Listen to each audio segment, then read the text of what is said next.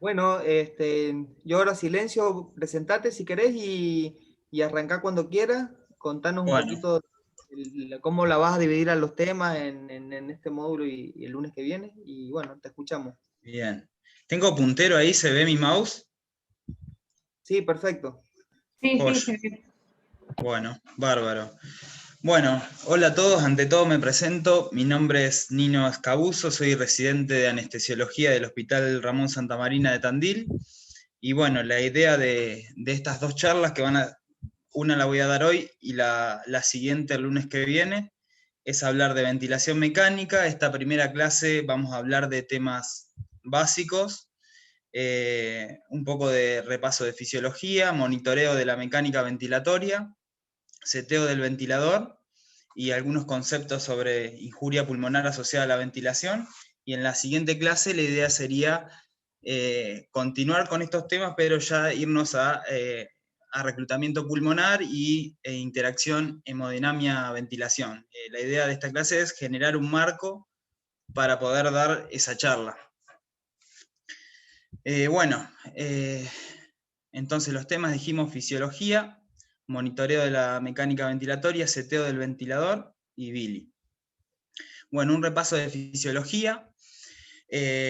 Bueno, cuando hablamos de ventilación espontánea, hablamos de ventilación a presión negativa, ya que se requieren, a través de la contracción de los músculos inspiratorios, se genera un descenso de la presión intrapleural, la cual se transmite al compartimiento alveolar, generándose un gradiente entre la vía aérea superior a una presión atmosférica y el alveolo que va a estar a una presión subatmosférica. En cambio, en la ventilación mecánica, se genera, es el ventilador el que imparte un volumen a una determinada presión que va a ser capaz de distender el parénquima pulmonar. Por eso podemos decir que la ventilación mecánica es la imagen especular de la ventilación espontánea. En cuanto a la presión transpulmonar, es la verdadera presión de distensión del parénquima pulmonar y está determinada por la presión alveolar y por la presión pleural. La presión pleural es negativa y no es uniforme a lo largo de todo el parénquima, a lo largo de todo el pulmón, sino que se presenta, es más negativa a nivel de los vértices que a nivel de las bases. Y esto determina que a nivel de los vértices exista una presión transpulmonar mayor y alvéolos con mayor sobredistensión y menor compliance, y por lo tanto mayor tendencia a sobredistenderse, que en las bases cuyos alvéolos están sometidos a una menor presión transpulmonar y con mayor, y por ende van a tener mayor tendencia al colapso. Entonces, esta diferencia que hay en la presión pleural a lo largo del pulmón se debe en parte al peso del pulmón, situación que cobra relevancia en condiciones de distrés respiratorio o edema pulmonar, donde la presión pleural a nivel de las bases se va a tornar menos negativa y por ende la presión transpulmonar va a ser menor y va a haber mayor tendencia al colapso.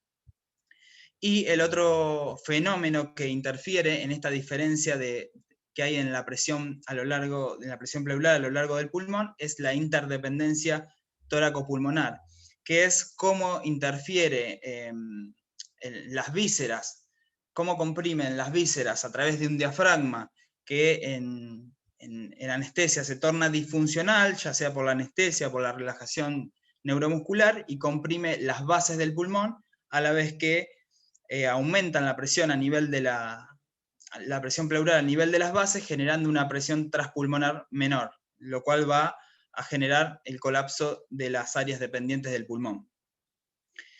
En cuanto a la circulación pulmonar, vemos que a medida que el pulmón aumenta su volumen hacia capacidad pulmonar total, las resistencias de los vasos alveolares van aumentando su resistencia, y conforme aumenta el volumen pulmonar disminuyen las resistencias de los vasos extraalveolares, encontrándose un punto intermedio donde las resistencias vasculares pulmonares son menores, que estaría alrededor de la capacidad residual funcional.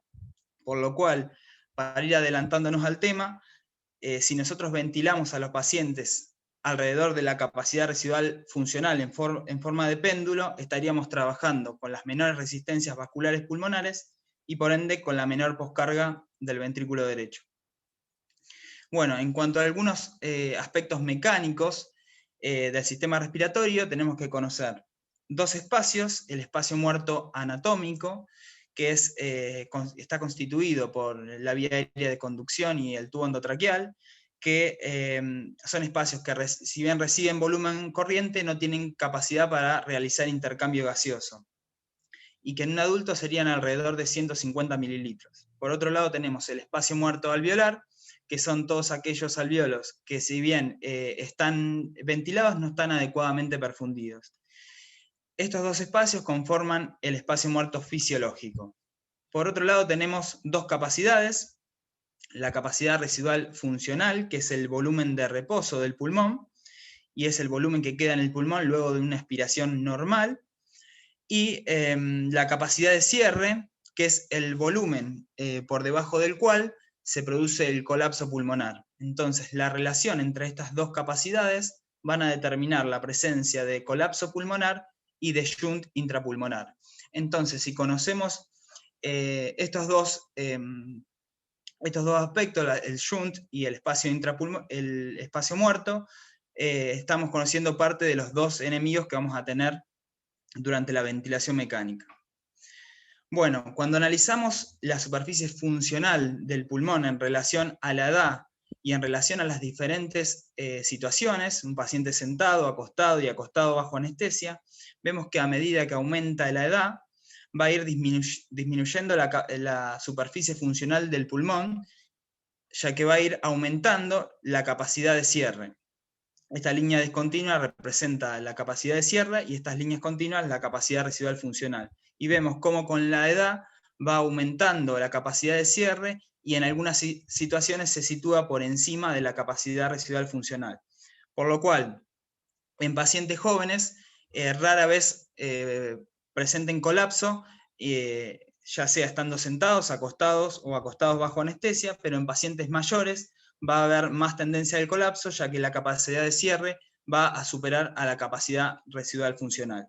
Y en los neonatos sucede lo mismo que en los pacientes añosos, donde la capacidad de cierre es muy elevada y van a tener mayor tendencia al colapso.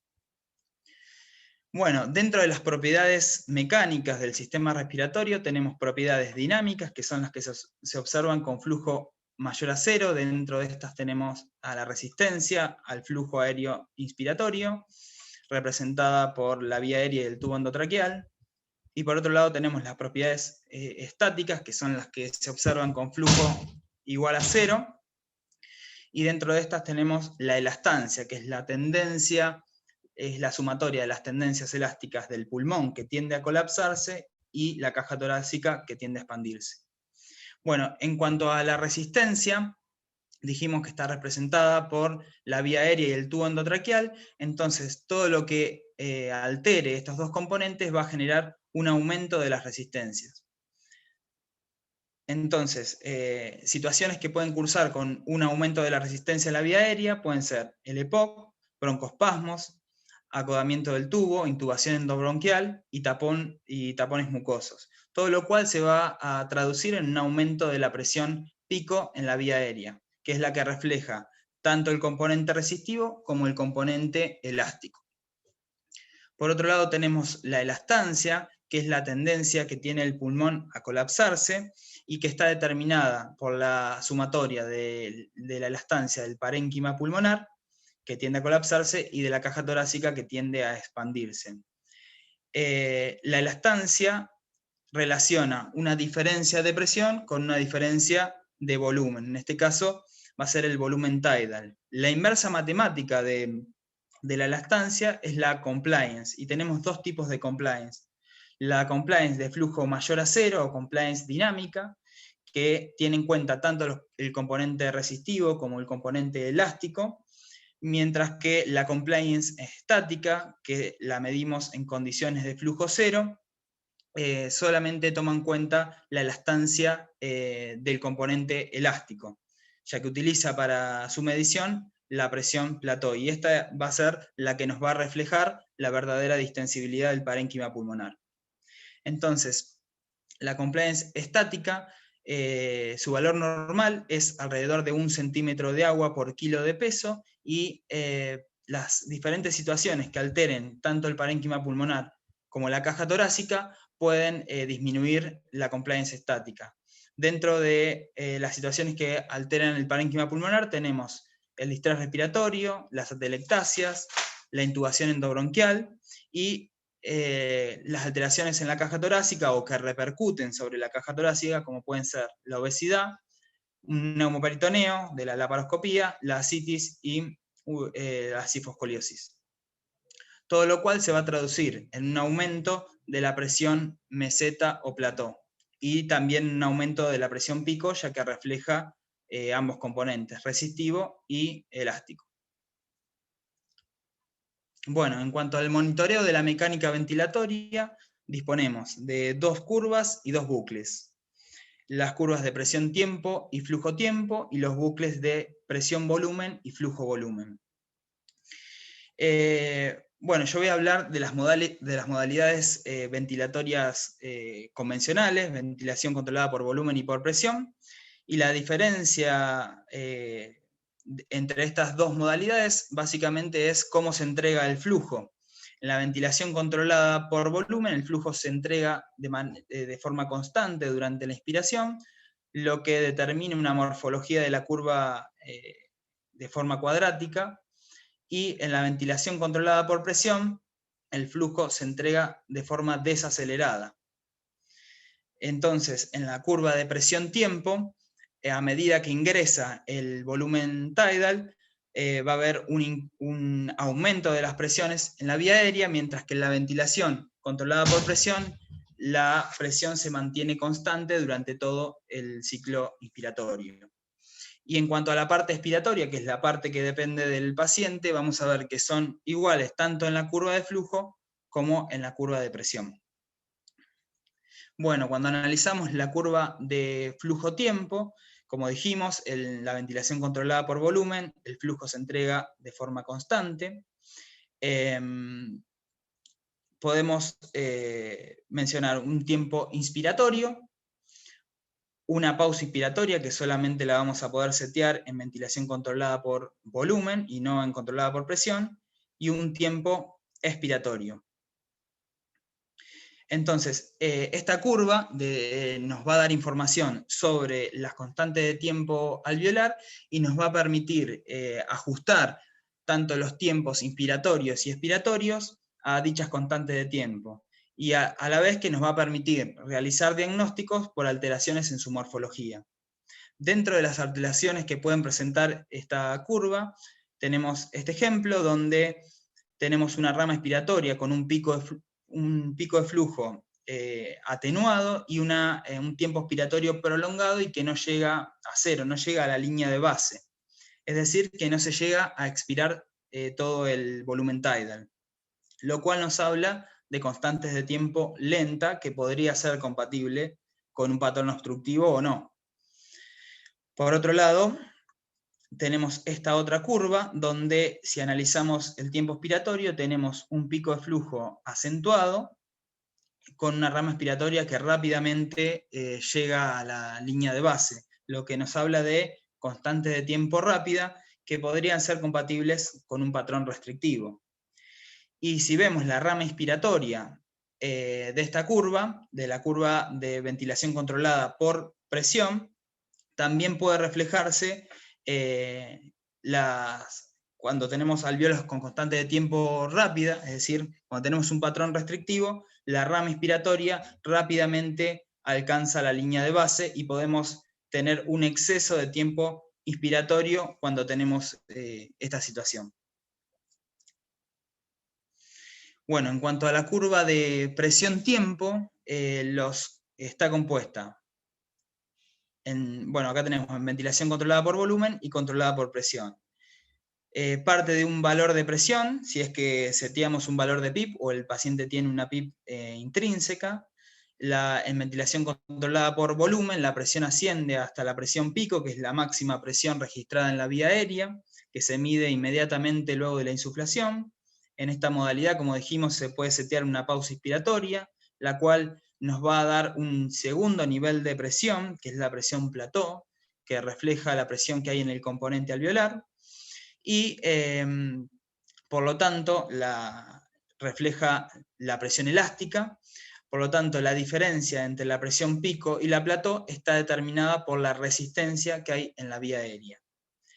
Y en la curva de presión-tiempo en ventilación controlada por presión, parte de una presión pico y alcanza una presión máxima que se mantiene constante durante todo el ciclo inspiratorio, y que esa presión máxima va a ser equiparable a la presión plató si las constantes de tiempo en la ventilación controlada por presión están equilibradas.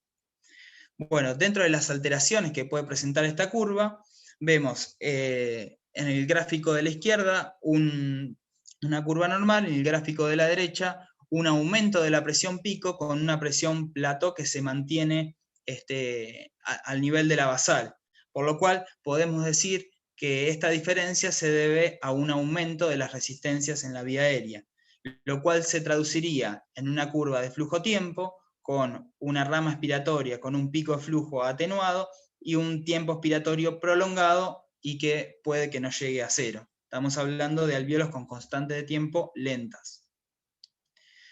Por otro lado, tenemos este caso donde tanto la presión pico como la presión plató están elevadas, por lo cual nos habla de que ese aumento de presión pico se debe a una disminución de la compliance o un aumento de las presiones a nivel alveolar, lo cual se va a traducir en la curva de flujo-tiempo con un pico de flujo acentuado y que rápidamente llega a la línea de base, es decir, alvéolos con constantes de tiempo rápidas.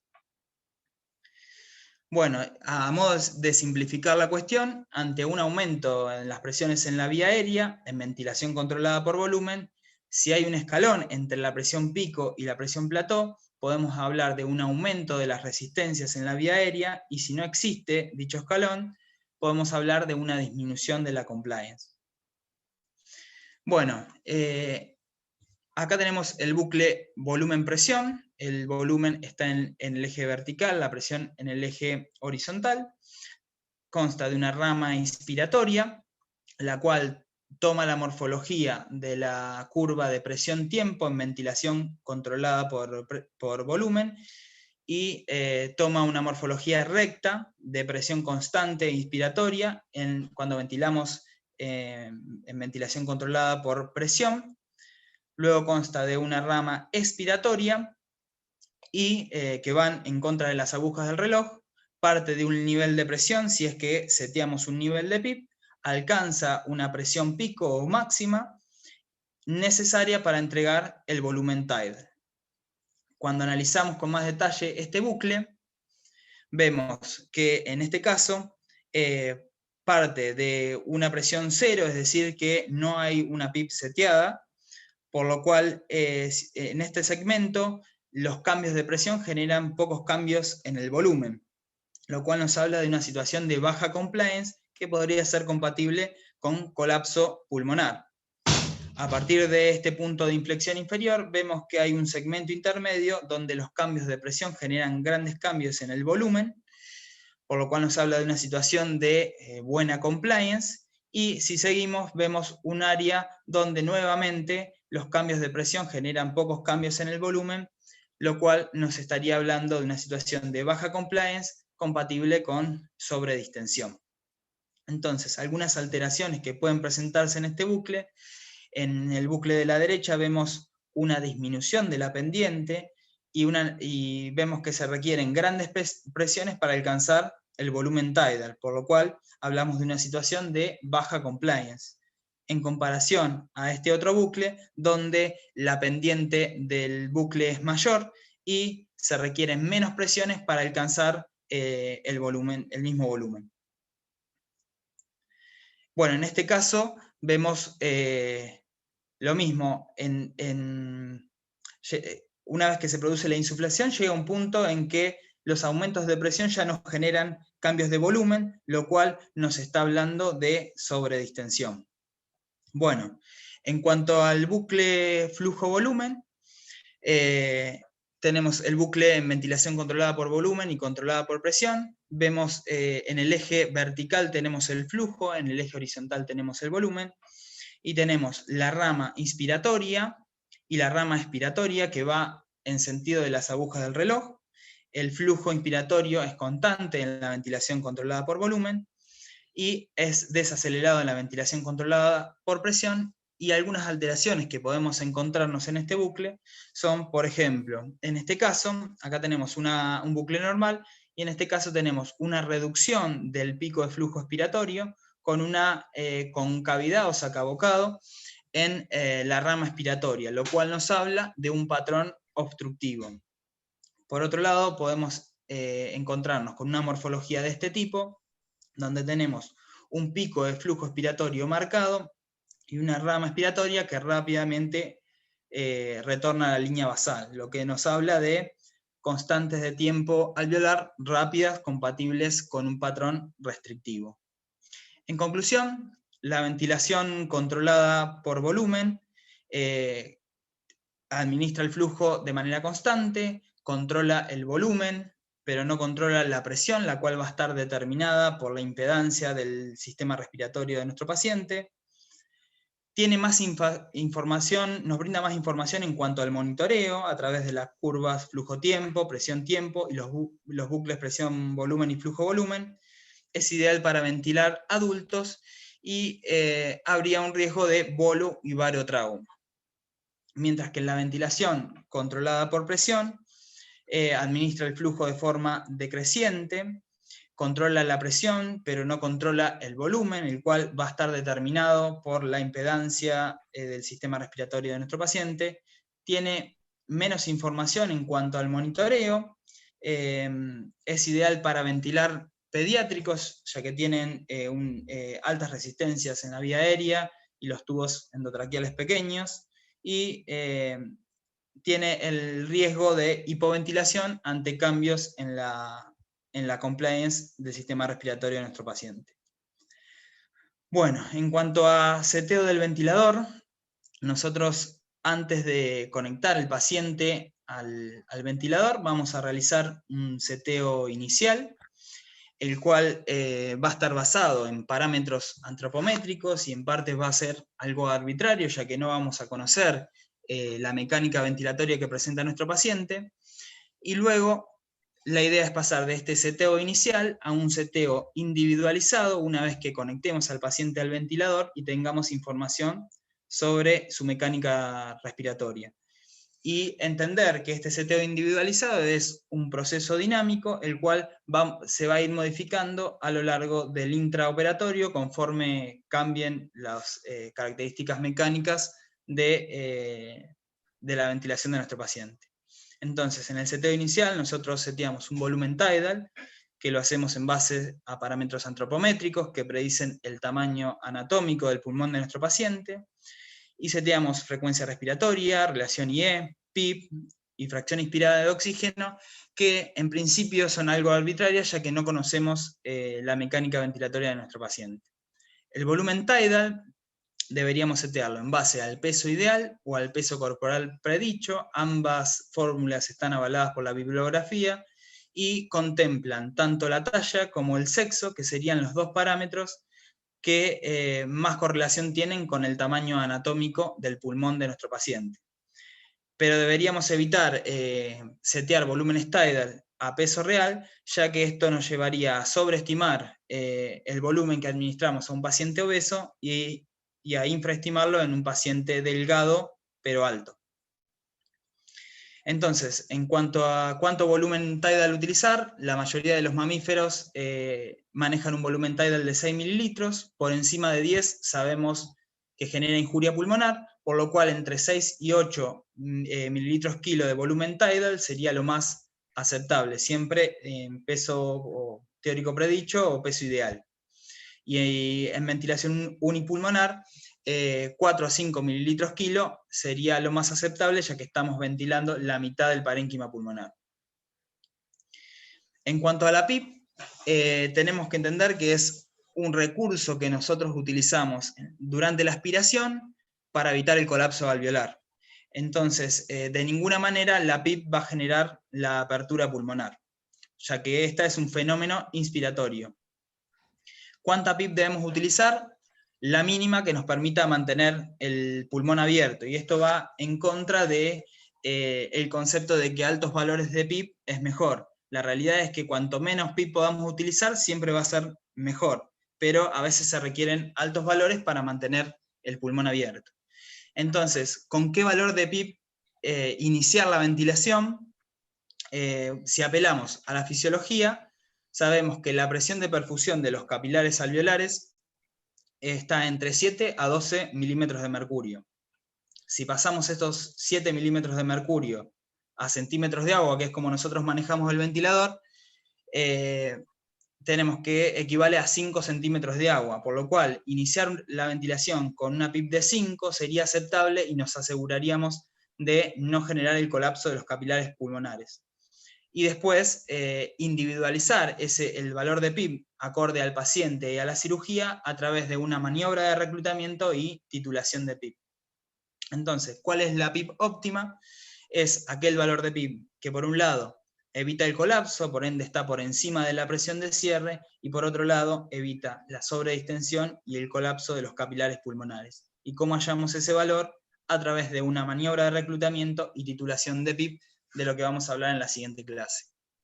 En cuanto a la fracción inspirada de oxígeno, ¿cuánto debemos utilizar? Bueno, esto ya sabemos que debemos utilizar la mínima que nos permita mantener la saturación basal del paciente. Utilizar altas fracciones inspiradas de oxígeno van a enmascarar el problema de base del paciente, a la vez que van a perpetuar la generación de atelectasias por reabsorción y van a generar daño por hiperoxia.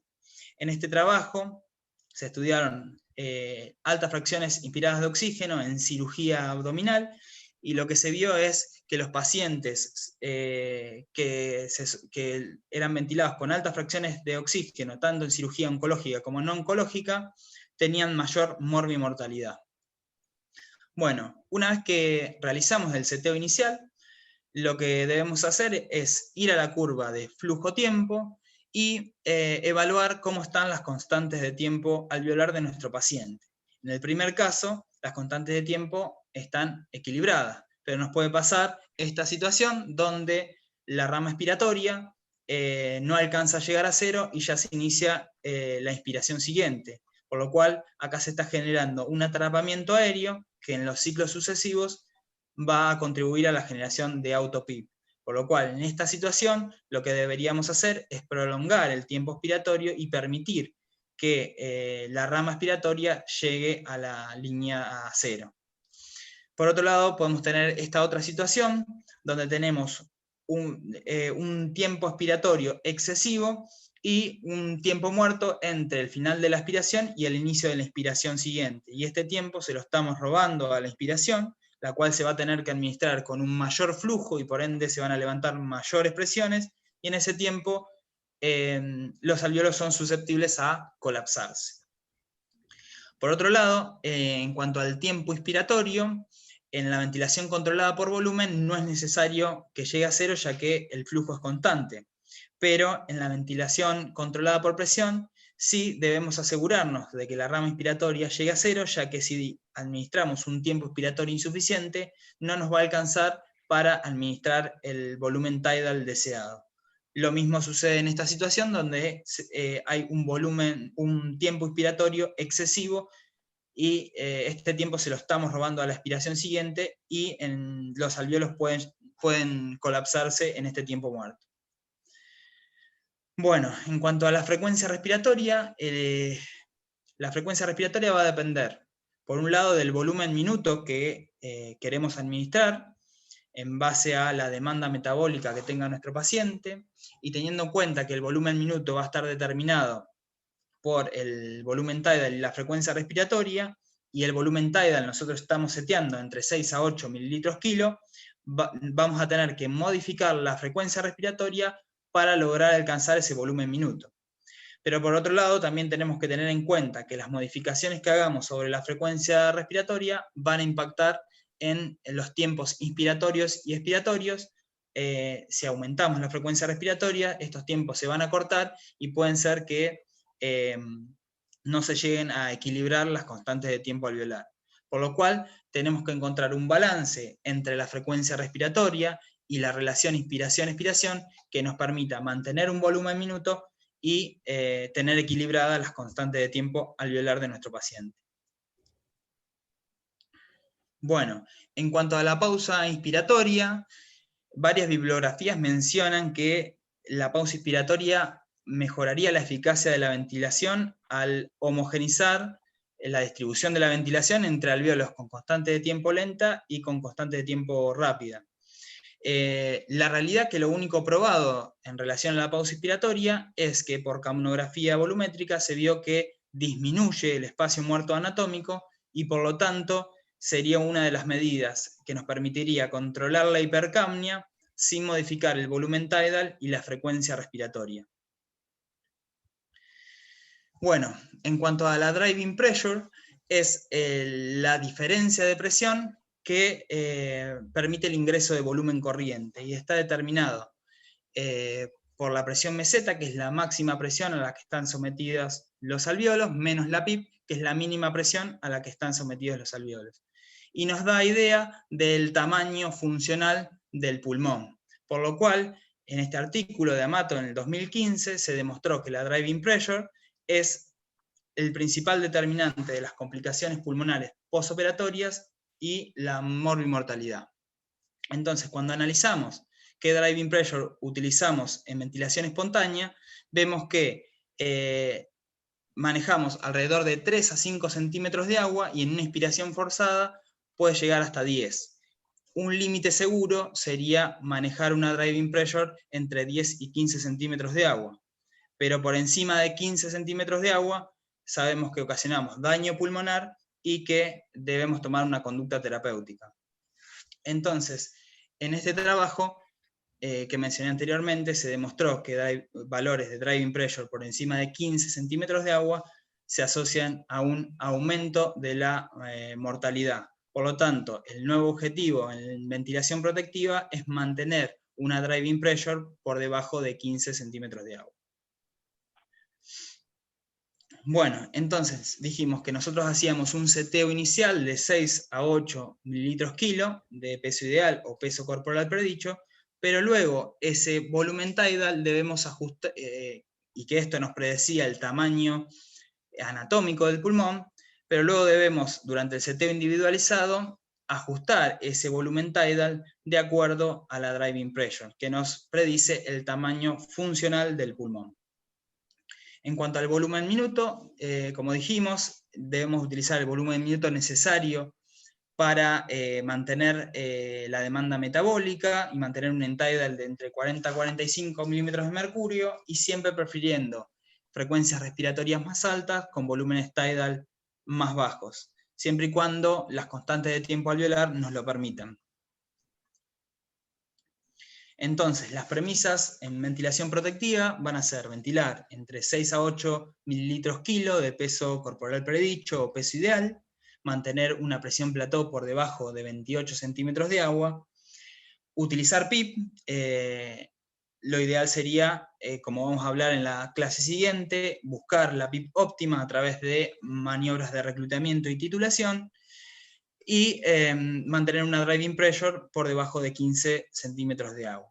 Entonces, en conclusión, ventilar con 6 a 8 mililitros kilo de peso corporal predicho no garantiza una ventilación protectiva si no ajustamos este volumen tidal que está calculado para un pulmón anatómico a el tamaño funcional que está dado por la driving pressure.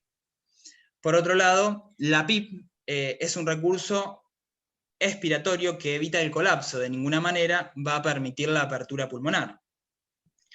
La curva flujo-tiempo nos permite equilibrar las constantes de tiempo alveolar, por lo cual siempre tenemos que asegurarnos de que la rama expiratoria llegue a 0 y no haya atrapamiento aéreo y autopip.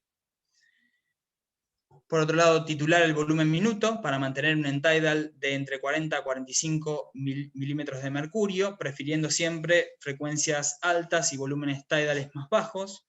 Y todas estas variables van a apuntar a disminuir la driving pressure por debajo de 15 centímetros de agua. Bueno, algunos conceptos sobre injuria pulmonar asociada a la ventilación. Bueno, y antes de hablar de este tema, tenemos que preguntarnos si tiene algún impacto la ventilación que nosotros hacemos en nuestros pacientes en quirófano. Entonces, para eso les traigo esta revisión sistemática y metaanálisis, en la cual los diferentes trabajos demostraron una incidencia de complicaciones pulmonares posoperatorias entre 6 a 10%, y los pacientes que se sometían a cirugía abdominal y torácica y no presentaban injuria pulmonar asociada a la ventilación, tenían una mortalidad de 1.4%, mientras que aquellos pacientes que se sometían a cirugía abdominal y presentaban injuria pulmonar asociada a la ventilación, tenían una mortalidad del 25%, mientras que aquellos que se sometían a cirugía torácica con lesiones pulmonares asociadas a la ventilación tenían una mortalidad del 40%. Y los dos parámetros que más se asociaron a injuria pulmonar asociada a la ventilación son el volumen tidal y la PIP, viendo que aquellos pacientes que eran ventilados con volúmenes tidales más altos y menores valores de PIP tenían más complicaciones pulmonares que aquellos que se ventilaban con bajos volúmenes tidales y mayores valores de PIP. Entonces, en este artículo, Genestierna describe que la presencia de atelectasias en el intraoperatorio se presenta en alrededor del 90% de los pacientes bajo anestesia general. Y les traigo algunas imágenes tomográficas que demuestran dicho fenómeno. Acá podemos ver un paciente previo a la inducción y después de la intubación se presentan áreas de colapso en las regiones declives del pulmón. Por otro lado, acá podemos ver una secuencia desde antes de la inducción y durante el intraoperatorio cómo se presentan áreas de colapso en las regiones declives del pulmón. Y por otro lado tenemos la evidencia histológica. Acá tenemos 3 tipos de alvéolos. Los alvéolos tipo 1, que mantienen su diámetro tanto en inspiración como expiración. Los alvéolos de tipo 2, que en expiración están abiertos, pero en inspiración se sobredistienden, y los alvéolos de tipo 3, que en inspiración están abiertos, pero en expiración se colapsan, para volver a abrirse en inspiración, fenómeno conocido como reclutamiento tidal. Y acá tenemos un preparado de pulmón de oveja bajo anestesia general, donde vemos el área de transición entre un pulmón aereado y un pulmón que presenta colapso pulmonar. Entonces, este colapso alveolar se da básicamente por 2 mecanismos. Por un lado, las atelectasias por reabsorción, las cuales requieren 3 condiciones. Por un lado, FiO2 alta, un alvéolo con la vía aérea cerrada y un vaso que perfunda ese alvéolo. Y por otro lado tenemos las atelectasias por compresión, que se darían en anestesia por el fenómeno de interdependencia tóraco-abdominal, donde las vísceras abdominales comprimen las zonas de declive del pulmón a través de un diafragma que se torna disfuncional por la anestesia y los relajantes neuromusculares, y eso lleva al colapso de las áreas declives del pulmón. Entonces, este colapso pulmonar no solo afecta a los alvéolos, sino que también afecta a la pequeña vía aérea, condicionando un patrón respiratorio restrictivo con una disminución de la capacidad residual funcional. Y dentro de los factores que influyen en la generación de este patrón respiratorio restrictivo, tenemos factores anestésicos, como pueden ser la preoxigenación y la relajación muscular, factores quirúrgicos, como el neumoperitoneo y la posición de Trendelenburg, y factores del paciente, como pueden ser la obesidad, la hipertensión abdominal y la patología respiratoria previa del paciente. Entonces, como consecuencia de esto, se genera, tanto en el intra como en el posoperatorio, hipoxemia, que si se traduce a una disminución de delivery de oxígeno puede generar hipoxia tisular, neumonía, producto del éxtasis de secreciones a nivel de la vía respiratoria, injuria pulmonar asociada a la ventilación, cuyos 2 exponentes son la sobredistensión y el reclutamiento tidal, y producto de de la injuria pulmonar asociada a la ventilación se generan mediadores inflamatorios, los cuales generan daño tanto en el epitelio alveolar como en el endotelio, y que puede generalizarse a otros órganos, fenómeno que conocemos como biotrauma.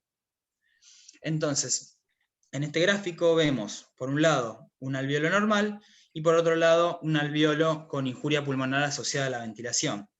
En este caso tenemos un alveolo sobredistendido, que esto va a generar un estrés parietal, un aumento de la tensión a nivel parietal del alveolo, lo cual genera un daño alveolar. Y por otro lado, si esta situación genera un colapso capilar, se va a traducir en un aumento del espacio muerto.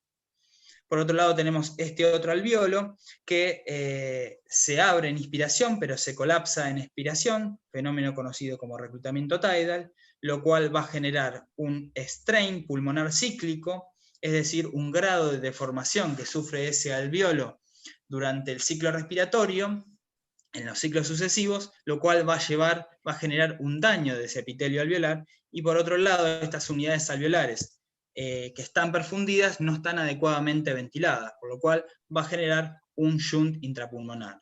Entonces, tanto ese estrés como strain pulmonar van a determinar la liberación de mediadores inflamatorios que van a generar un daño tanto a nivel del epitelio alveolar como del endotelio vascular, condicionando una lesión epitelio-endotelial propia del biotrauma.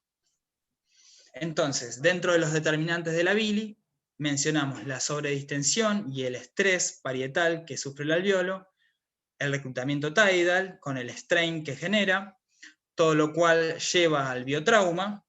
Y por otro lado podemos mencionar otros dos determinantes, la frecuencia respiratoria, que es cuántas veces se ejecuta este mecanismo por unidad de tiempo, y el flujo inspiratorio, que sería la velocidad con la que se ejecutan estos mecanismos durante el ciclo respiratorio, durante la inspiración. Entonces, como consecuencia de esto, va a llevar a deterioros del intercambio gaseoso y alteraciones en la relación ventilación-perfusión, espacio muerto y shunt, deterioro de la mecánica ventilatoria, ya que se van a generar altas presiones para ventilar a nuestro paciente, lo cual va a llevar a un deterioro hemodinámico debido al aumento de la presión intratorácica y la restricción al llenado que van a tener sobre todo las cavidades derechas, temas que vamos a abordar con mayor detalle en la clase que viene, y las complicaciones pulmonares postoperatorias producto de ese estrés y strain pulmonar cíclico y el biotrauma. Bueno, dejamos hasta acá y bueno, la próxima vamos a seguir con la otra parte de reclutamiento, interacción, hemodinamia, ventilación. Bueno, muchas gracias. Muy bueno, Nino. La verdad que muy claro y muy completo y lo hiciste muy didáctico. Así que me encantó. No sé si tenés, mira, está Mauro justo conectado, que creo que sabe mucho del tema. Si tenés alguna duda de lo que vos leíste o algo, o en lo que ustedes hacen, para sacártela, o no sé, ¿tenés algún comentario, Mauro? Bueno, Nino, muy buena la clase. La verdad estuvo bien, estuvo práctico, didáctico. Nada, yo tengo algunas cosas que me gustaría, como hay la mayoría de los chicos que están participando, seguramente están iniciando el seteo del ventilador, y hay algunos temas que, que son controversiales, no porque lo que dijo Nino está mal, sino porque siguen siendo controversiales en la bibliografía. Un tema que me gustaría a ver si surge discusión y qué les parece, es algo que mencionó Nino, pero que es algo que todavía es difícil de decir si es así. Cuando uno habla de presión plató y lo hace, uno dice presión plató es igual a presión alveolar. Entonces yo les pregunto, ¿presión plató es igual a presión alveolar? A ver qué les parece.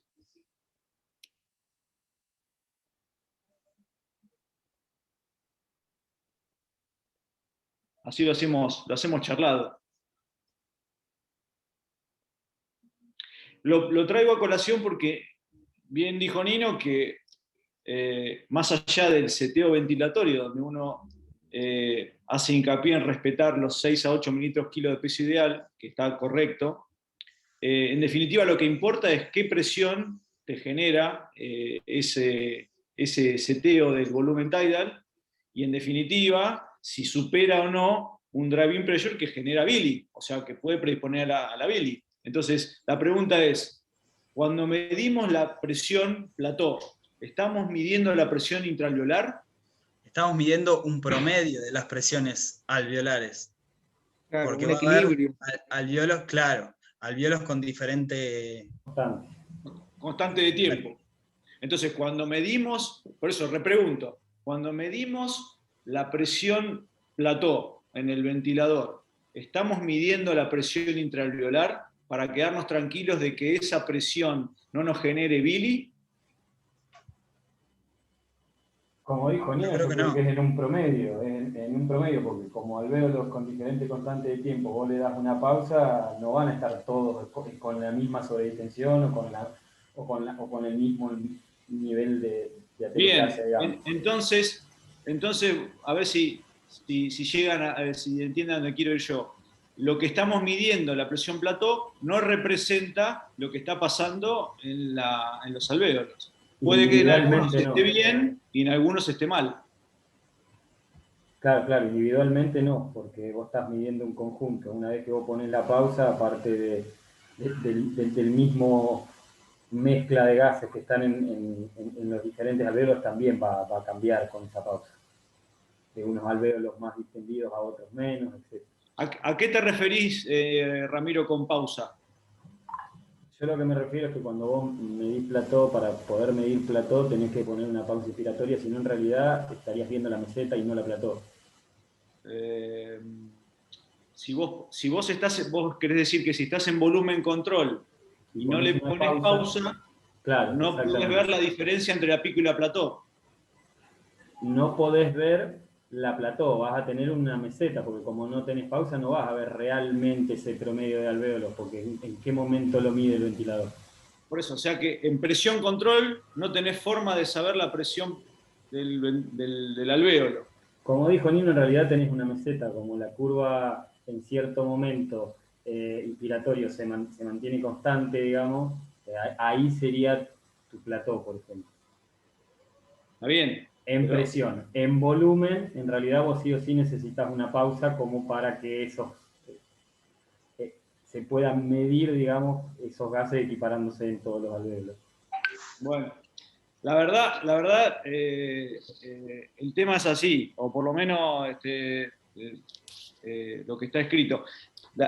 Es imposible, o no imposible, es muy difícil, sobre todo con un ventilador de anestesia, medir la presión intraalveolar, porque imagínense que los monitores habituales, en el mejor de los casos, están en distales a la pieza NI, en el mejor de los casos, y para que ese sensor esté midiendo flujo cero a nivel del alvéolo, no hay tiempo para que en un ciclo ventilatorio normal esa presión esté representando lo que pasa dentro del alvéolo.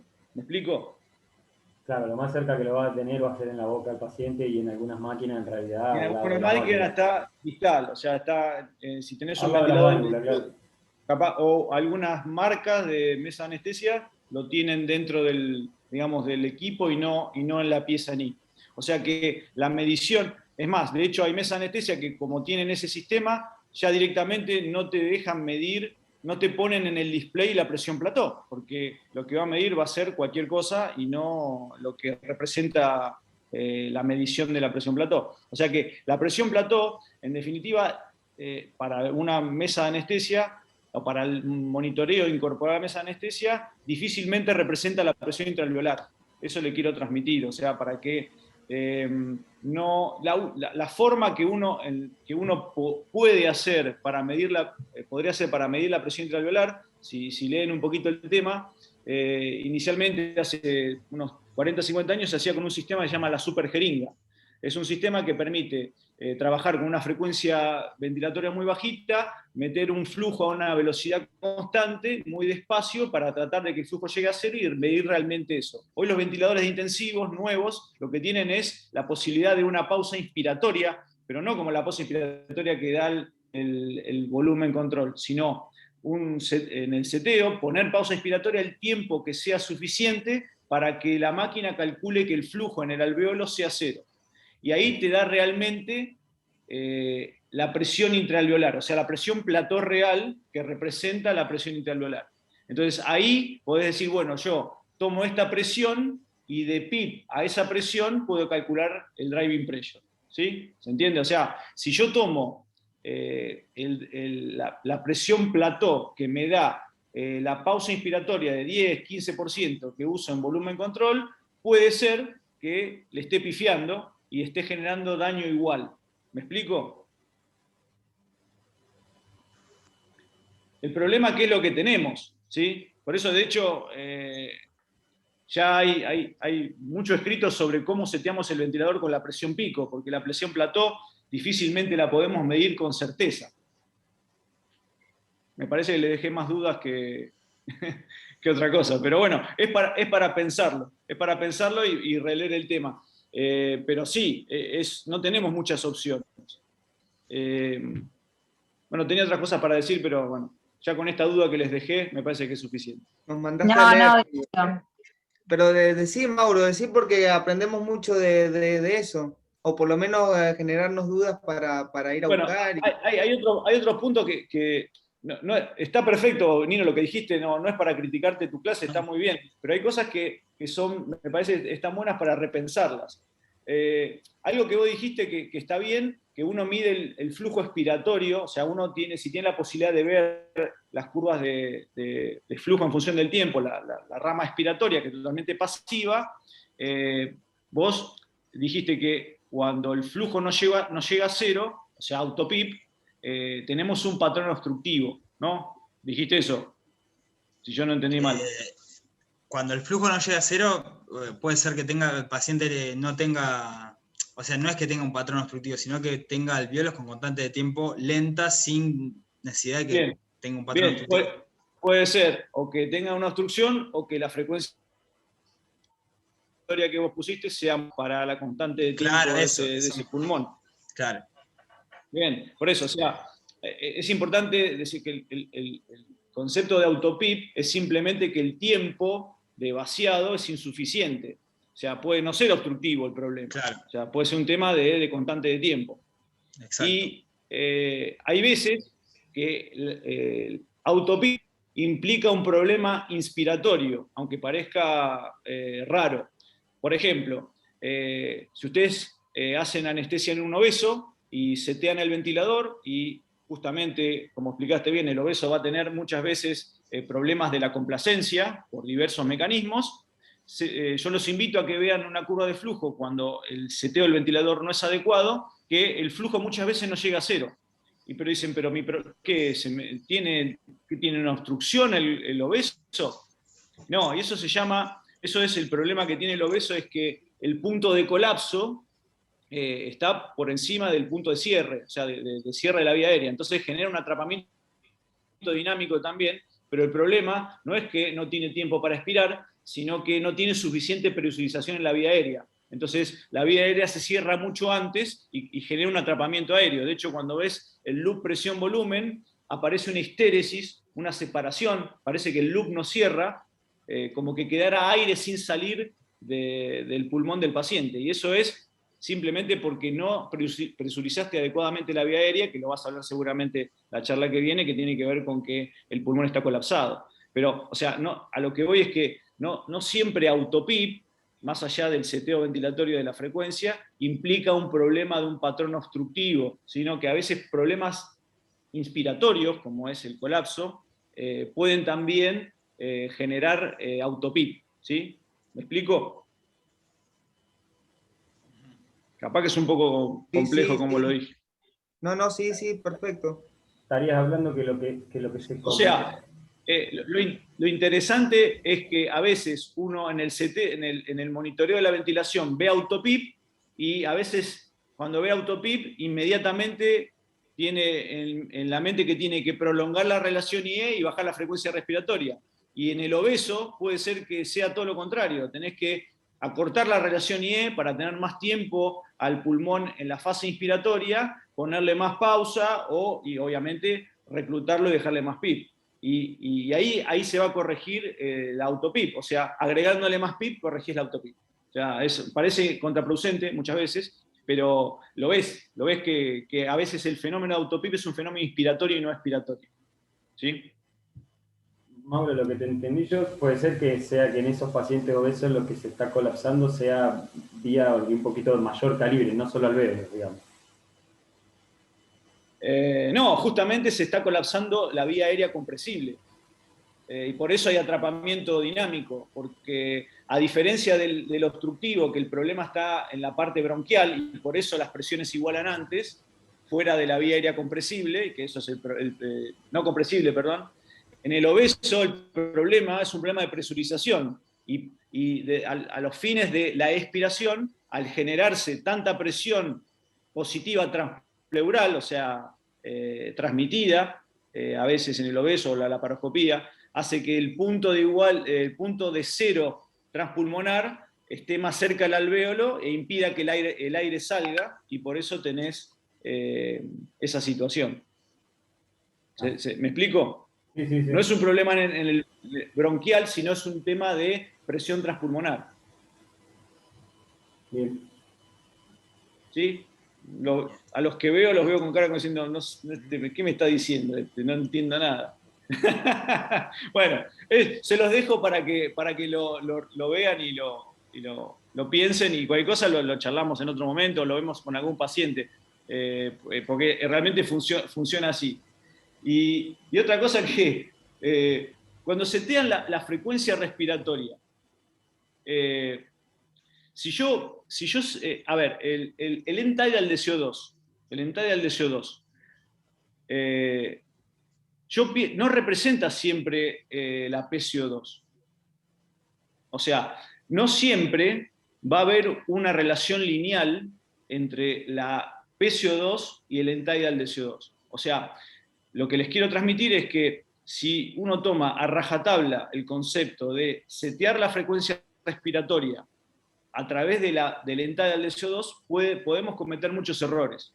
En general, cuando el paciente tiene una mecánica ventilatoria eficiente y el shunt es bajo, probablemente la relación que hay entre el end-tidal de CO2 y la PCO2 sea aceptable. Pero yo tengo un paciente que está totalmente atelectasiado, o que tengo un paciente que tiene un EPOC severo o una gran restricción donde la vasculatura pulmonar está muy, muy lesionada, puede ser que la diferencia por el shunt intrapulmonar o extrapulmonar que tenga el paciente, si tiene una CIA, CIB, puede ser que la relación entre el end-tidal de CO2 y la PCO2 no sea la que uno piensa, ¿sí? Por eso, me parece que hay que tener cuidado con el seteo a través del end-tidal del CO2, sobre todo en los pacientes complejos. En un paciente más o menos sano, probablemente se relacione, pero en un paciente que tiene patología pulmonar o pulmonar vascular, puede no ser la forma del seteo, ¿sí? Y ahí entra el tema de setear con la constante tau, ¿no? De que darle de 3 a 5 veces la constante tau como un globito para que se pueda vaciar, y eso tiene que ver con la relación que hay entre la resistencia y la complacencia. Pero bueno, eso se lo dejo también para que lo relean y lo vean, que es una forma... ¿Cómo harías, te hago una consulta, cómo harías para, o sea, en qué te basás para setear un volumen minuto sin tener gases posteriormente para evaluar, digamos, qué diferencia tenés entre el end-tidal y muy bien. la PCO2? Entiendo, perfecto. Porque si el pulmón, obviamente como vos decís, si el pulmón está colapsado y hay mucho espacio muerto, vas a tener una brecha importante, y cuando vos reclutás y tenés un pulmón abierto bien, la diferencia se acorta muchísimo. Perfecto. Entonces, lo primero que yo me planteo cuando seteo el ventilador es empiezo igual, o sea, seteo 6 a 8 mililitros kilo. Y me pongo ahí a pensar, o sea, con el test del aire, si mi pulmón es eficiente a la hora del intercambio gaseoso. Si al bajarle la FiO2 el paciente satura más, o sea, llega a 21 y satura 96%, quiere decir que con ponerle 5 de PIB, que está bien, estamos de acuerdo, vos ponés un mínimo valor de PIB, si yo tengo una eficiencia alta, el shunt que voy a tener intrapulmonar es despreciable, o sea, voy a tener poquísimas atelectasias, entonces en ese momento yo puedo decir, bueno, la CO2 y el flujo expiratorio, o sea, si mi paciente llega a 0 con la frecuencia respiratoria, regulo el entadial de CO2 y el flujo expiratorio, y con eso elijo la paciente.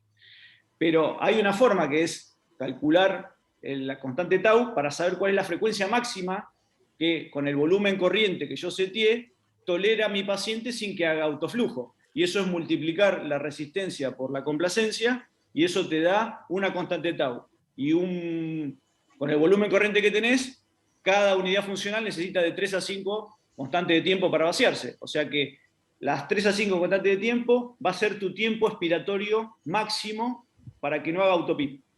Si quieren otro día lo vemos en algún esquema para que lo entiendan, así capaz que en el aire es difícil de que se entienda. Pero esa sería la forma más, digamos, académica en que uno debería setear la frecuencia respiratoria, o por lo menos saber cuál es la frecuencia respiratoria máxima que le podés dar a tu seteo ventilatorio con ese volumen corriente que seleccionaste. ¿Sí?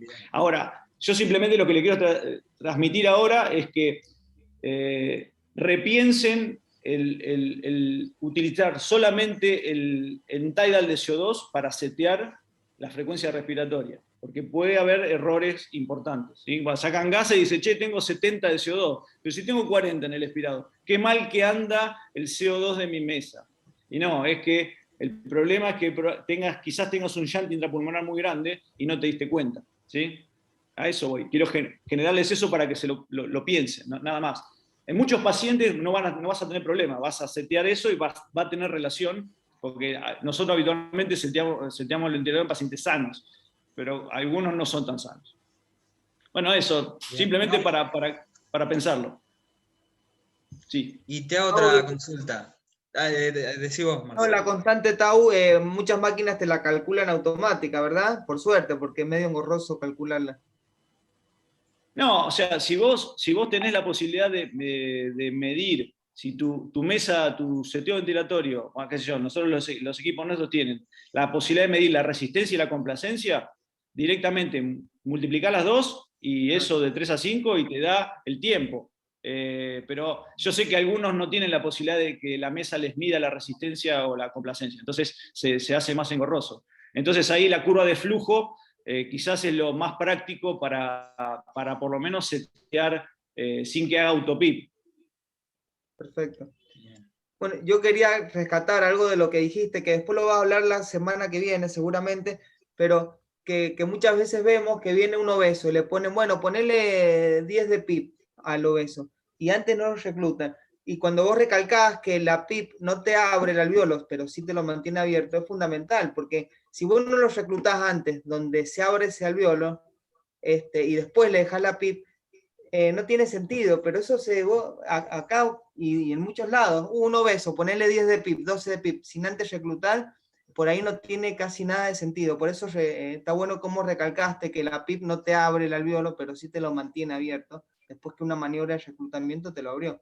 Así que bueno, nada. Igual es si hoy te sentás a hablar con Gerardo, él te plantea una pregunta previa. ¿Mi paciente necesita un reclutamiento? O sea, porque habitualmente uno asume que un paciente obeso va a necesitar un reclutamiento. Y la pregunta es, le hace por ahí, no exactamente. Exactamente. O sea, no todos los pacientes, aunque sean obesos, aunque muchos obesos lo necesitan, no todos los pacientes van a necesitar un reclutamiento. Claro. Entonces, el planteo es ese, decir, bueno, individualizar, que es un poco, Nino lo dijo, individualizar la ventilación mecánica a cada paciente. Eso creo que es lo que viene y lo que el monitoreo nos está enseñando. ¿Sí? Tal cual. Decime, Nino, que ibas a decir algo recién. Mauro, te consulto, a todos le consulto. La pausa inspiratoria, ¿qué rol juega?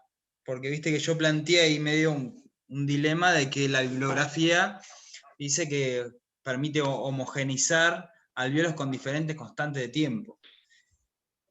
Sí, mirá, es verdad, o sea, en teoría, si vos tenés, es como que al final, en volumen control, vos lo que haces es llegar al volumen límite, o sea, el ventilador cicla por flujo, llega al límite de volumen que vos le pusiste, y si sobra tiempo, vos podés poner una pausa inspiratoria, ¿sí? En esa pausa inspiratoria se considera que va a haber flujo cero, entonces va a haber mayor tiempo para que en el alveolo abierto se produzca el intercambio gaseoso, ¿sí? O sea, ese es el concepto teórico. Ahora, cuando se lleva a la práctica, no demostró la pausa inspiratoria mejorar los niveles de PAFI en los pacientes, sobre todo en los pacientes en anestesia ni en terapia intensiva. Entonces, si bien teóricamente podría tener algún beneficio, en la práctica no se vio que sirva mucho. Sin embargo, yo habitualmente, si ventilo un obeso, habitualmente le pongo pausa inspiratoria, se le pone pausa inspiratoria y acortamos bastante la relación IE, ¿sí? O sea, trabajamos con unos 5 y le pones 15, 20 de pausa, pero la verdad eso no demostró mejoría de la oxigenación, que es en definitiva lo que a uno le interesa. Y a veces pasa que da un poquito de cosa, porque si estás trabajando medio en el límite de la presión, del driving pressure, si bien vos trabajás con la presión plató, como vos no tenés certeza de qué presión meseta tienen esos alvéolos realmente, ponerle pausa y sacarle demasiado tiempo a la inspiración para que llegue a una presión y darte tiempo, a veces te genera un poquito de cosa. Pero estamos hablando de una situación bastante extrema, capaz que un obeso que lo estás ventilando sobre el límite de la presión, pero eso se vio que, o se ve, lo que no se puede medir con certeza ahora es tratar en vez de pensar en presiones, en presión intraalveolar, en presión transpulmonar, que en definitiva sería lo más fisiológico. Porque yo en un obeso, si tengo 50 de pico y 30 de PIP, capaz que es la mejor presión transpulmonar que necesita, tanto en la inspiración como en la expiración, para que no sea cero en la expiración. ¿Me explico? O sea, capaz que mi paciente necesita 30 de PIP y no le estoy generando daño, pero con esos 30 de PIP yo necesito 20 de presión por encima para llegar a un cambio volumétrico que lo ventile. Bueno, entonces eso con la ventilación, con el monitoreo que tenemos nosotros en las mesas de anestesia de quirófano, los ventiladores, difícilmente lo podamos saber. Por eso se está trabajando en los balones esofágicos para medir presión transpulmonar, bueno, una serie de cosas que te permiten saber mejor. O ni hablar la cardiografía volumétrica, nombraste vos, son monitores que dan más información sobre cómo estás ventilando. Mauro, te hago una pregunta yo en cuanto a la pausa inspiratoria. Nosotros con Nino varias veces hemos charlado el tema de que cuando uno pone una pausa inspiratoria, las constantes de tiempo de los alvéolos y hacia dónde se dirige la mezcla de gases dentro del pulmón, hablamos de la teoría de los balones que se conectan, digamos, un globo poco inflado y uno muy inflado, o sea, un alvéolo que tiene sobredimensión y un alvéolo que está cerca de colapsarse, hacia dónde se dirigiría la mezcla de gases cuando tenés una pausa. Y por una cuestión de tensión superficial, ha demostrado que teóricamente el aire iría del alvéolo que está más atelectesiado hasta el que está más sobredistendido. O sea, generarías más daño con la pausa. Sí, ¿Me expliqué? sí, bueno, lo que pasa es que también el concepto que nosotros tenemos y que se enseña en los libros de cómo es la segmentación pulmonar, también hoy se está reviendo. A ver, hay una teoría fractal de eso, o sea, no es que solamente en las zonas declives tenés alvéolos en zona de baja complacencia, tenés mayor cantidad, pero los alvéolos son muy irregulares. La teoría fractal lo que te dice es que no es que es las zonas de West, no existe más eso, o sea, la teoría fractal explica que tenés alvéolos en distintas constantes de tiempo, de vaciado, en todas las zonas pulmonares, con una predisposición a que en las zonas más declives estén los alvéolos con baja complacencia y más cerca del reclutamiento tidal. Pero eso, digamos, habría que ver cada paciente haciéndole una tomografía por impedancia una tomografía por emisión de positrones para ver cómo está cada alvéolo, y eso es impracticable. Por eso, yo creo que hay un montón de cosas en las que se va a tener que seguir avanzando en el monitoreo y en el entendimiento de la fisiología para ajustar la ventilación mecánica. Pero bueno, como hay mucho de la medicina basada en la evidencia, decir, bueno, a ver, si yo le ventilo con pausa expiratoria, es mejor que ventilar con presión control, y cuando ve los niveles de PAFI y la mortalidad, no hay mucha diferencia. Entonces, la verdad es que no hay nadie que te diga, hace esto que te va a ir mejor. Claro, nosotros lo que nos planteábamos con Nino es que por ahí vos pones una pausa y generas mayor atelectasia y mayor sobredistensión, según la teoría esta que yo te decía, pero que en la bibliografía no está demostrado nada y sí está demostrado el tema del driving pressure. Entonces, claro, ahí... el tema es cómo sacamos el driving pressure. Ese es el problema. Porque si el tema es confiar en el monitoreo que tenés. Ojo, esto está escrito también, o sea, si sacamos la mayor parte de los pacientes que nosotros ventilamos, aunque lo ventilemos, perdónenme la palabra, como el culo, no le va a pasar nada. ¿Sí? No le va a pasar nada, porque los pacientes los ventilás, están atelectasiados mal, o los sobredistendés, al rato se hace una cirugía ambulatoria, está sentado en el borde de la cama, pegó 2 toses, se fue a la casa, y si ves la morbimortalidad de esos pacientes comparado a los que los ventilás bien, no pasa nada. Ahora, el concepto es qué pasa cuando vos haces una injuria pulmonar, o digamos, generás lo que se llama el segundo golpe, un paciente que tiene una respuesta inflamatoria por otra causa y vos le generás BILI. Bueno, cirugía de alta complejidad, cirugía de abdomen mayor o de tórax. En esos pacientes, ventilar mal impacta en lo que mostraste vos, Nino.